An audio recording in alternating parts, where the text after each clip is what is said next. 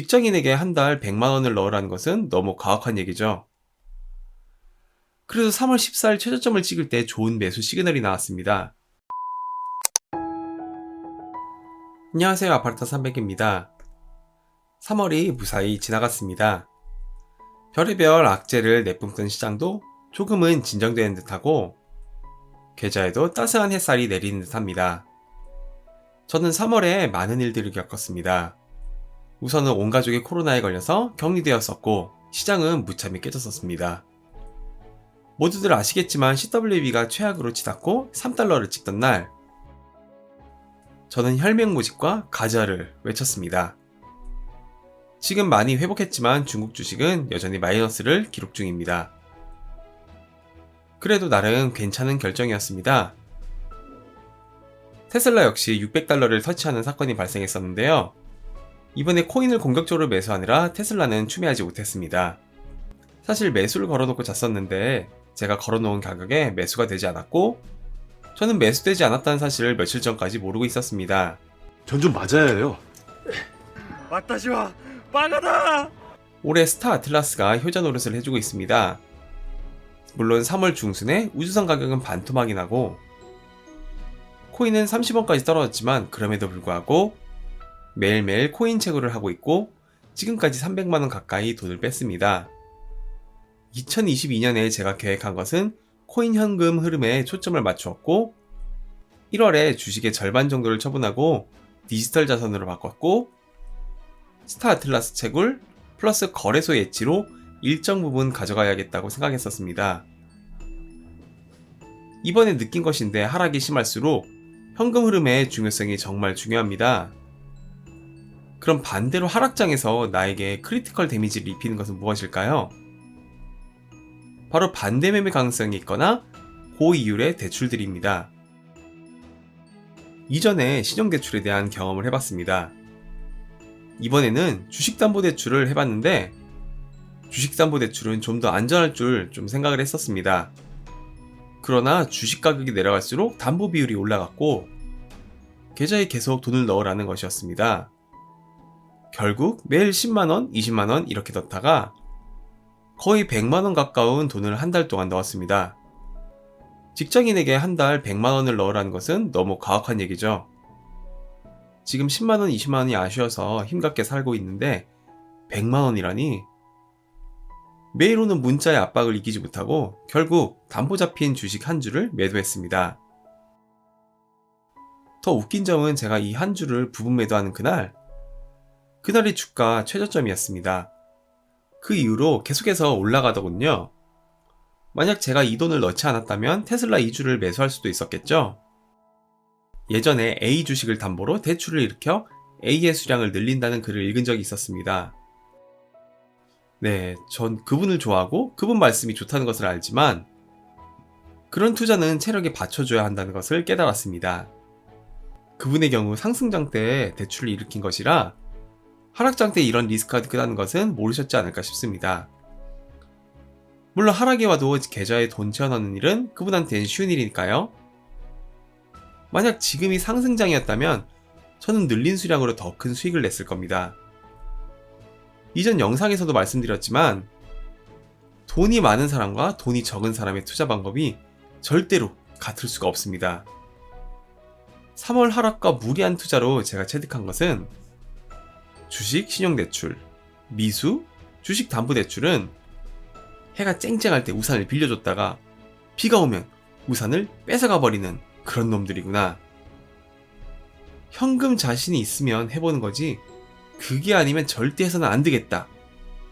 특히나 하락장에서 바닥으로 알고 들어갔는데 계속 하락하면 나락으로 떨어지기 딱이겠구나.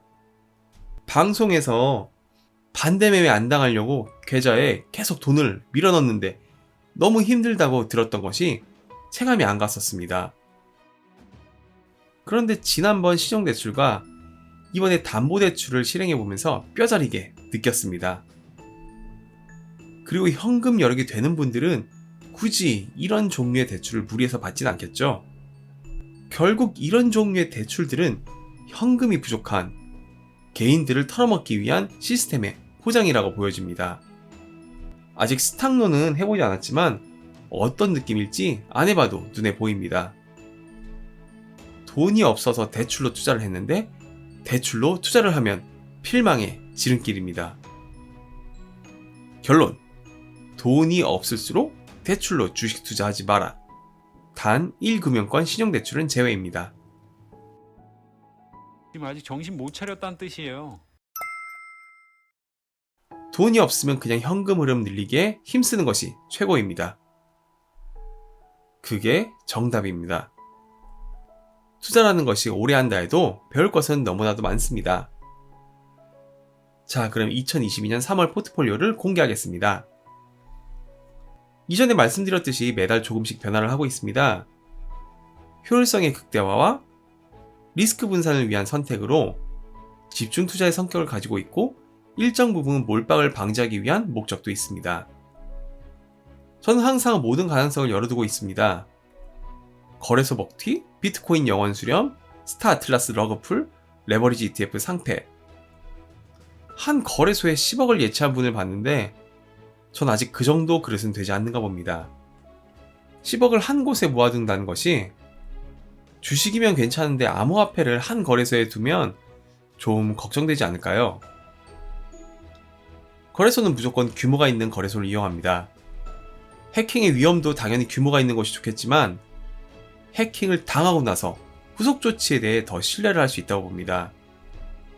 예를 들어 해킹을 당하고 보상을 하느냐, 회사를 접느냐, 아니면 해킹을 당했어도 보상하고 계속 운영을 하는 것이 이득이냐, 이런 차이가 있겠죠.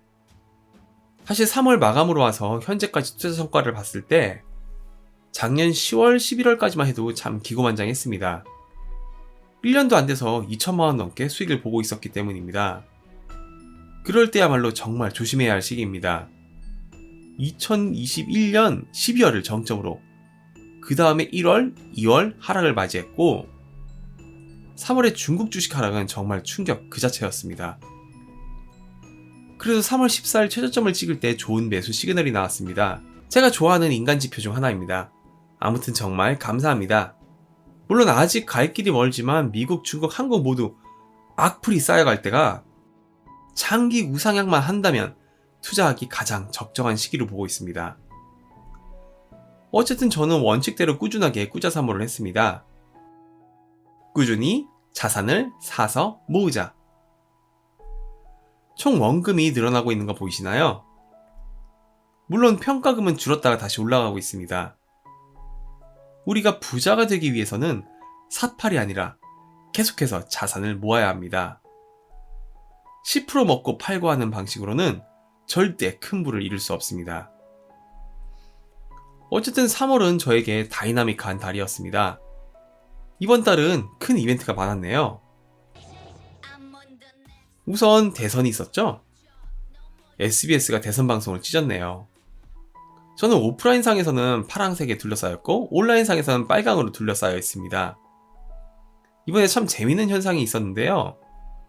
저 시퍼런 곳에서도 윤석열이 40% 가까이 나온 지역이 있었으니 세금은 나라도 엎어버릴 만큼 강력한 정치 요소입니다. 그 다음으로 코로나 폭증이 있었죠. 3월 중순 코로나 확진자가 폭증했습니다. 저를 포함한 저희 가족 역시 그 희생자였습니다. 지금은 완치되어 아주 편안하게 생활하고 있습니다. 장단기 금리차 역전을 우려하는 목소리가 커지고 있습니다. 영상들이 많은데 그나마 제가 좀 신뢰하는 두 분 영상을 캡처했습니다. 저도 우려하고 있는 부분이고 아주 높은 확률로 주가 하락이 나왔던 역사가 반복된다면 당연히 신경을 써야겠지요. 저 역시 이에 대한 대안을 생각 중인데 다음 영상은 앞으로의 계획을 말씀드려 보겠습니다. 그 밖에 3월에 투자 커뮤니티에 떠돌던 기억에 남는 짤들을 보자면 아이폰, 맥북 들고 반미 운동, 애플 풀매수 각입니다. 인류는 다르다. 저 같으면 말도 못하게 편치를 날렸을 텐데 역시 인류는 다릅니다. 위에 장단기 금리 역전 현상과 관련하여 지금 우리는 어디쯤일까요? 이 달걀만 본다면 주식 투자할 때이고 부동산 매도 타이밍이 아닌가? 이번만큼은 예외라고 할 수 있을까요? 이근대위 논란이 있었죠? 진짜일까요? 가짜일까요? 진실은 무엇일까요? 만약 이근대위가 전쟁에서 죽는다면 아마 국민 영웅이 될 것입니다. 원래 죽음이란 것이 꽤나 많은 것을 미화시키기 때문입니다. 하지만 저는 그가 죽지 않을 것이며 살아 돌아오길 바랍니다. 마지막으로 2022년 3월을 겪으며 가장 큰 깨달음이 있습니다. 3월에 온 가족이 코로나로 고생했는데 저희는 불행했을까요? 행복했을까요?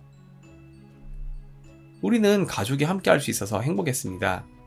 저희 아이들도 행복했고요. 우리는 살면서 최악의 시기가 최고의 시기일 때가 있습니다. 그리고 그 기회와 행복을 찾아내는 것이 우리의 삶을 바꿔줄 것입니다. 주식 투자에 대해 고민이나 궁금하신 점이 있으시면 언제든 댓글 남겨주기 바랍니다. 이 채널을 보시는 모든 분들의 계좌가 풍성해지길 바라고, 지금 이 영상이 여러분께 도움이 되었다면 구독, 좋아요, 알림 설정 부탁드립니다. 모두들 행복하고 아름다운 하루 되시길 바랍니다.